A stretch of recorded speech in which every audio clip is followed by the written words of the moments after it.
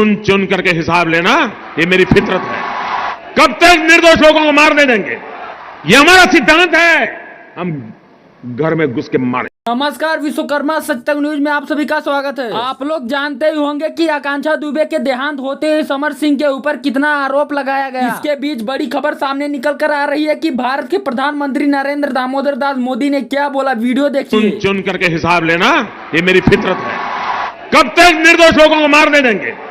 ये हमारा सिद्धांत है। हम घर में घुस के मारे। और इसके बीच भोजपुरी के गायक समर सिंह के ऊपर आया बहुत बड़ा बयान। इसी बात को आगे लेकर चलते हैं कि प्रधानमंत्री नरेंद्र मोदी हुए रिएक्शन। तो और आप सभी को बताना चाहूंगा कि भोजपुरी के एक्टर आकांक्षा दुबे को फांसी लगाया गया। इसके बीच आकांक्षा दुबे की मां बहुत ज्यादा तड़प रही है। समर सिंह को बताया जा रहा है कि फांसी लगवाए हैं। और आप लोगों को क्या लगता है कि यह बात सच है? और तो और सभी लोग बोल रहे हैं कि इसे बहुत कड़ी सजा दी जाए। आप लोगों को क्या लगता है कि कड़ी सजा दी जाए या नहीं? कमेंट बॉक्स में कमेंट करके बताएं। और साथ ही साथ इस चैनल को सब्सक्राइब कर देना।